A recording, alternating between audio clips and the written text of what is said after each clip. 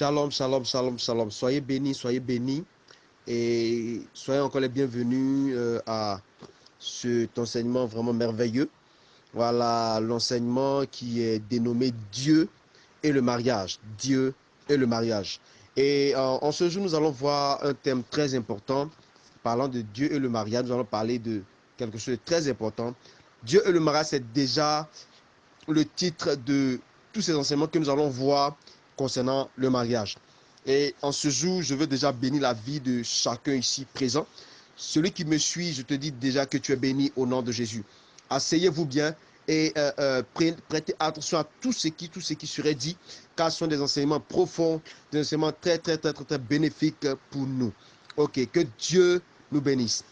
Donc, ce matin, ou encore ce soir, selon l'heure à laquelle vous êtes en train de suivre cet enseignement, Dieu le mariage, nous allons voir quelque chose de très important. Pourquoi Dieu et le mariage? Vous savez, quand nous prenons la Bible, depuis la Genèse, nous comprenons qu'il y a eu déjà un premier mariage. Adam était déjà dans le jardin d'Éden. La Bible nous dit que Adam se sentait seul. Donc, quand Adam s'est senti seul, Dieu a vu que il fallait quelque chose pour compléter, quelque chose pour que Adam ne se sente plus seul. Et voici, Dieu va faire apparaître Ève. Dieu va emmener Ève, comme nous le savons. Il va prendre Ève, il va prendre la côte d'Adam et il va faire Ève. Et ainsi, lorsque Adam va voir Ève, waouh, c'était quelque chose de merveilleux, de merveilleux. Et depuis le jardin d'Éden, quelque chose va se passer. Le diable va se lever et il va se lever dans quel but?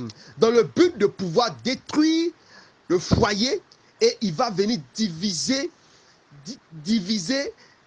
ce foyer, créer des palabres, créer des ennuis dans ce foyer, à tel point que ce foyer a été séparé de Dieu.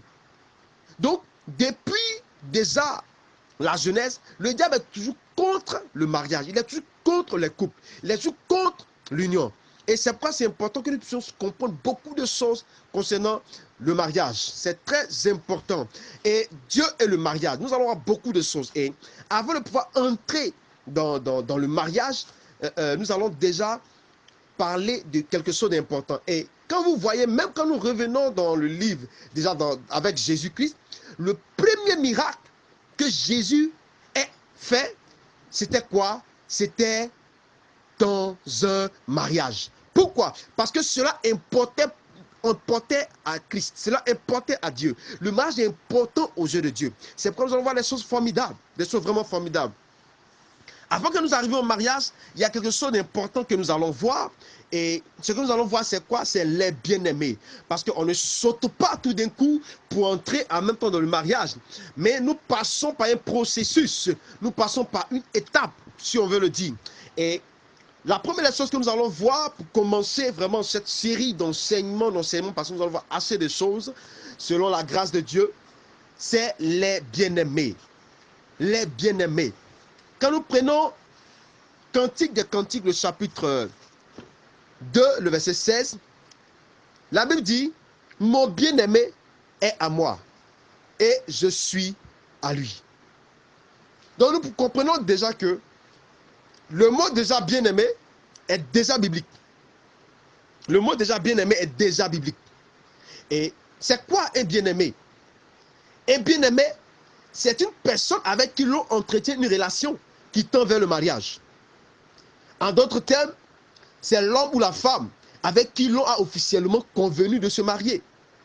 Certains utilisent le terme fiancé, petit ami, bon, pour décrire un peu cette relation. Mais nous allons voir beaucoup de choses parlant de bien-aimés.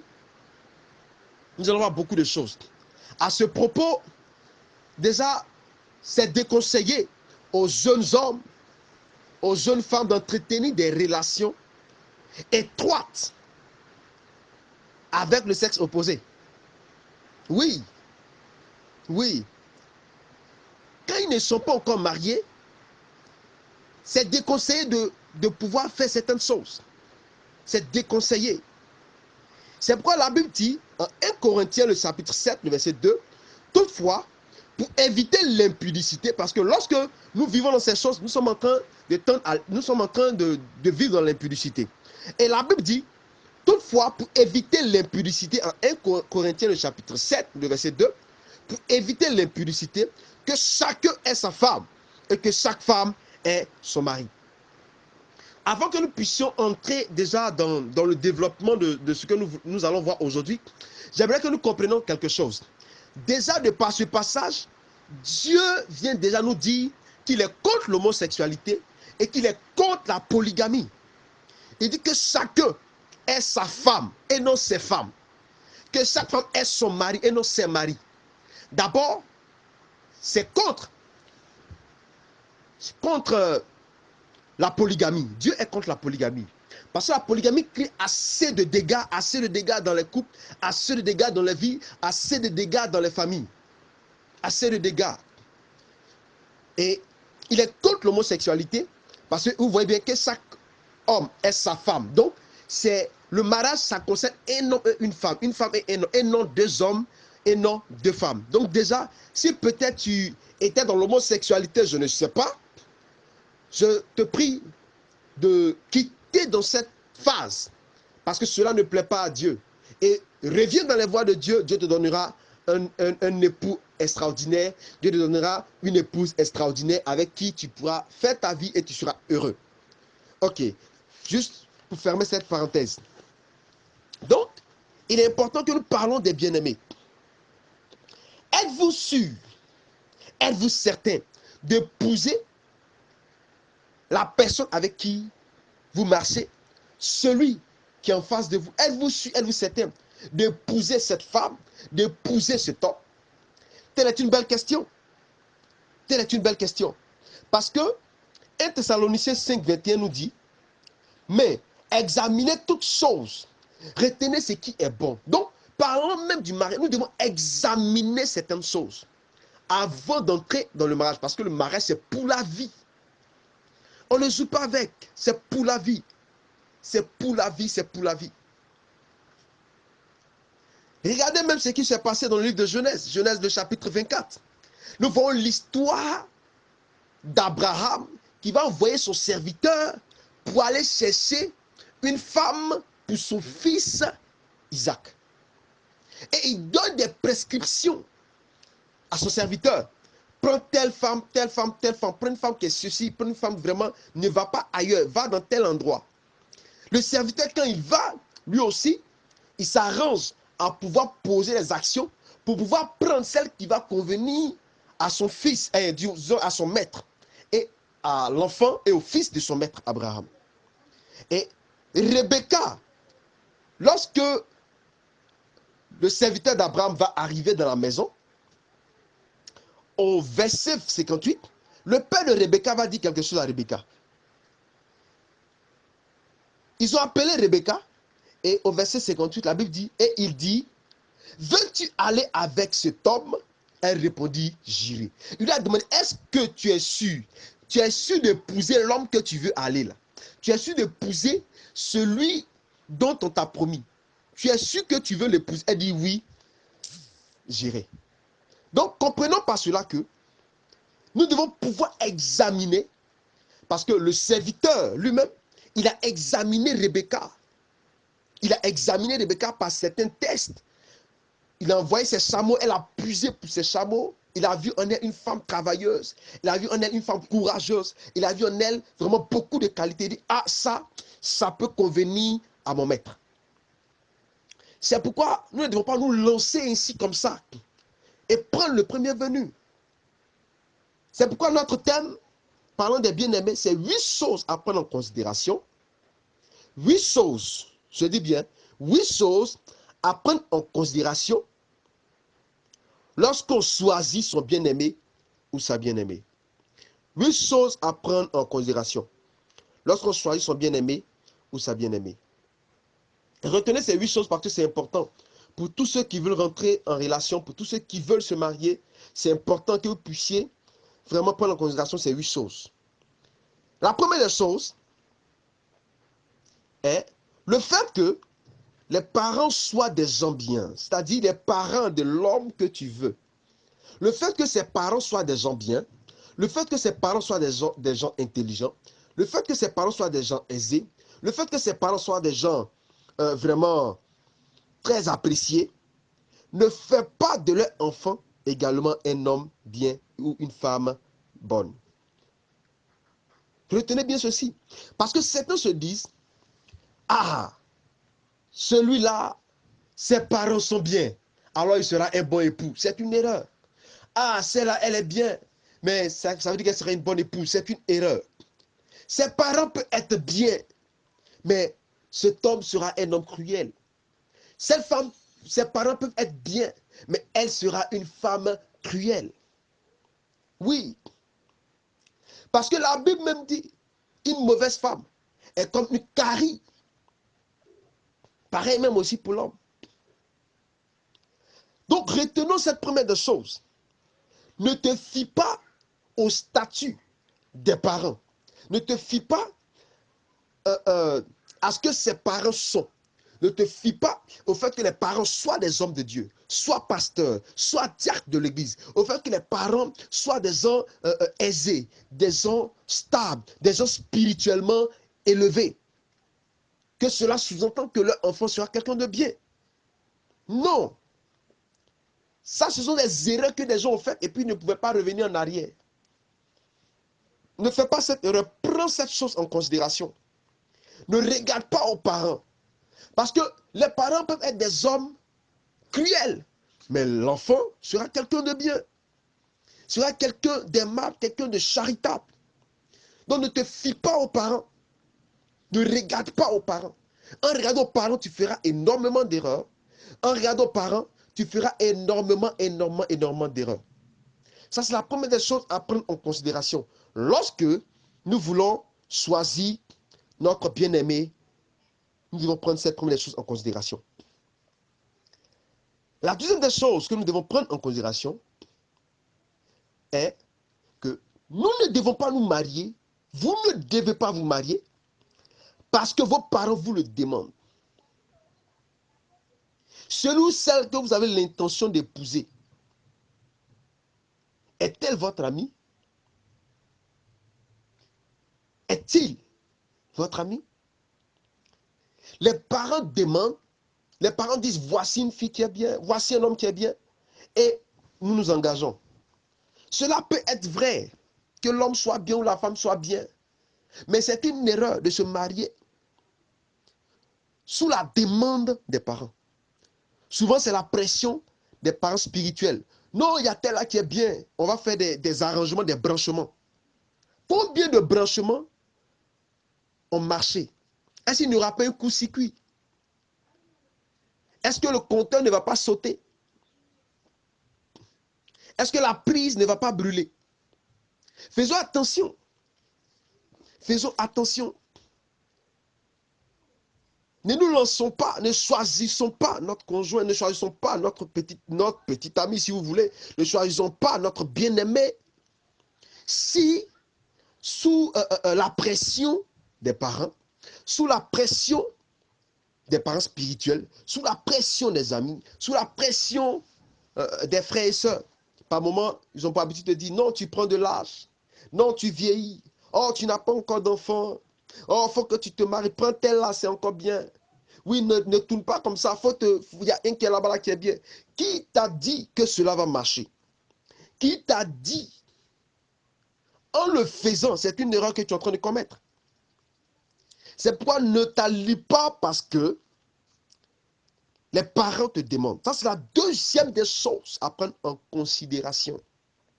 Oui, 8 choses à prendre en considération lorsque nous choisissons un bien-aimé ou une bien-aimée.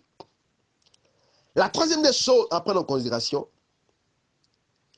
ne vous mariez pas tôt ou ne vous mariez pas tard. Si vous mariez tôt, si vous vous mariez tôt, vous ne pouvez pas profiter de certaines choses, de votre jeunesse. Je ne parle pas de profiter de votre jeunesse comme étant vivre dans la débauche, non. Non. Si vous vous mariez tard, vous ne pouvez pas profiter aussi de certaines choses. Parce que le fait d'être célibataire même est un enseignement pour que nous puissions bien entrer dans le mariage. Donc, en réalité, nous devons pouvoir être dans notre saison, dans notre temps. Nous devons sentir le besoin comme Adam. Nous devons sentir le besoin. Il y a des personnes, la Bible dit qu'il n'est pas bon que l'homme soit seul. Mais il y a des personnes, c'est bon qu'ils soient seuls. Parce que s'ils sont en couple, c'est un désordre, c'est une catastrophe. Ils ne sentent pas le besoin. Donc, quand ils se mettent en couple, c'est une catastrophe. C'est pourquoi vous devez sentir le besoin. Quand vous sentez le besoin, vous sentez que vous avez besoin d'une aide. Vous sentez que vous avez besoin d'aider quelqu'un. Quand ce besoin se fait sentir, alors engagez-vous. Alors engagez-vous. Alors engagez-vous. La troisième des choses à prendre en considération. Certains se sont mariés tôt, oui, mais ça marchait. Certains se sont mariés tard, oui, ça marchait. Mais cela ne doit pas être, je dirais, courant. Voilà. Parce que ceux qui sont mariés tôt ou tard qui a marché, ce sont des exceptions. Ce sont des exceptions. Et ça marchait. Oui, ça marchait. Mais après plusieurs études, on a compris que ceux, souvent qui sont mariés tôt, arrivés à un certain âge, ils veulent revivre leur jeunesse. Quand ils n'ont pas vraiment cette crainte de Dieu, quand ils n'ont pas vraiment cet attachement à Dieu, ils veulent revivre leur jeunesse et ils commencent à faire des dégâts. Souvent même, ils vont vivre dans l'infidélité, dans plusieurs choses. C'est là ils veulent peut-être encore aller dans les maquis, dans les bois de nuit, etc. Ils veulent revivre. Non. C'est pourquoi faites attention. Prenez ces choses en considération, bien-aimés. Chers frères, chers sœurs, prenez ces choses en considération. Ça, c'est la troisième des choses à prendre en considération. La quatrième des choses à prendre en considération qui est vraiment, vraiment, vraiment formidable. Tenez compte du fait que les gens ne changent pas vraiment. Oui. Tenez compte du fait que les gens ne changent pas vraiment. Tu penses que l'homme que tu veux, la femme que tu veux, va changer après le mariage? C'est une erreur. Quand tu penses que la personne va changer après le mariage, lorsque vous vous mariez, qu'après tu ne vois pas le changement, c'est là vient le découragement, c'est là vient les divorces, c'est là vient toutes sortes de palabres, toutes sortes de choses. Tu dois te dire, celui que tu prends comme bien-aimé, tel qu'il est, c'est comme ça il restera. Alors, tu ne dois pas te dire que cette personne sera meilleure, sera meilleure, sera meilleure, sera meilleure. Tu t'attends à des choses. Non. Quand tu as à l'esprit que c'est comme ça, je l'ai croisé, c'est comme ça il est, je l'accepte tel qu'il est, je l'accepte tel qu'elle est, alors les choses pourront marcher. Alors les choses pourront marcher. Mais quand tu veux un changement, et puis d'ailleurs, avant de t'attendre à ce que lui change, parce qu'elle change, est-ce que toi-même tu as changé d'abord? Parce que par moment, on veut que l'autre change, mais on n'est pas prêt nous-mêmes à changer. C'est une erreur. Donc, tenez-vous compte de cela. Les hommes ne changent pas vraiment. Il est fort probable que ce que vous n'aimez pas sur votre conjoint, sur votre bien-aimé, par conséquent, votre époux ne changera jamais. Ne changera jamais. Ne changera jamais. Alors, attendez-vous à ce que votre époux ou votre épouse, votre bien-aimé, soit tel qu'il est, tel qu'elle est. Qu'il n'y aura pas de changement. Et si quand vous allez continuer, vous allez vous attacher à cette pensée, vous allez voir que même lorsque demain, il y a des changements positifs, c'est encore une grâce, c'est encore une bénédiction, c'est encore un plus encore dans le foyer. Mais quand vous attendez à ça et que vous ne voyez pas, vous serez déçus et puis ça vous conduit au divorce. Ça vous conduit au divorce. Ça, c'est la quatrième des choses à prendre en considération. La quatrième des choses à prendre en considération. Pour ceux qui sont pressés, qui veulent se marier, prenez ces choses en considération. Ceux-là qui veulent entrer en couple, prenez ces choses en considération, s'il vous plaît. La cinquième des choses à prendre en considération, pourriez-vous vous en sortir financièrement? Oui. Beaucoup de personnes veulent entrer en couple, mais ils n'ont aucune notion de leur statut financier. Ils n'ont aucune notion de comment est-ce qu'ils vont s'en sortir financièrement. Ce n'est pas une question de foi. Ce n'est pas une question de foi. Oui, il y a la foi. Mais est-ce que je peux m'en sortir financièrement avec cette femme? Est-ce que je peux m'en sortir financièrement avec cet homme? Parce que les finances ont une place importante. Les finances ne font pas l'amour, mais les finances apportent un plus. Les finances ont une place importante. Est-ce que vous pourriez vous en sortir financièrement? Telle est la question que vous devriez vous poser. Et prenez cela en considération. Prenez ces choses en considération. Et quand vous réglez ces questions, ça vous donne de mieux vous préparer et de savoir faire votre choix, de savoir vous engager. La sixième des choses à prendre en considération, auriez-vous un endroit où vivre quand vous serez marié? Ça, c'est fort.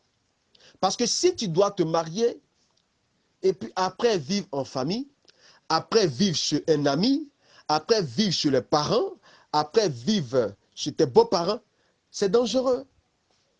C'est dangereux. Donc, prenez ces choses en considération. Donc, vous devrez vous dire, si je dois choisir tel homme pour que nous puissions nous marier, est-ce que nous avons un endroit où nous allons pouvoir vivre après le mariage? Toutes ces choses doivent être prises en considération. Toutes ces choses doivent être prises en considération. Ne négligez pas cela. C'est vraiment important. Ça, c'est la sixième des choses. La septième des choses, avant de finir, c'est les différences tribales auront une incidence sur votre mariage. Je reprends, je dis, les différences tribales auront une incidence sur votre mariage. Je parle de quoi? Vous venez de deux régions différentes. Cela va avoir un impact, une incidence sur votre mariage. Prenez cela en considération. Vous venez de deux nationalités différentes.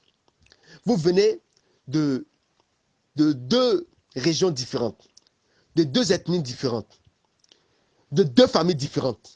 Cela va avoir une incidence sur votre mariage. Parce qu'il y a certaines familles où ils ont certaines coutumes. Tout ça, vous devez prendre en considération. Il y a des familles, par exemple, lorsque tes beaux-parents arrivent chez toi, tu dois les recevoir avec une cola et du piment. Pour leur dire bon arrivée. Et quand tu leur donnes la cola et du piment, ils se sont, c'est-à-dire cela veut dire, selon leurs coutumes, qu'ils sont bien arrivés chez toi et que tu es heureux de les accueillir, tu es heureux de les recevoir.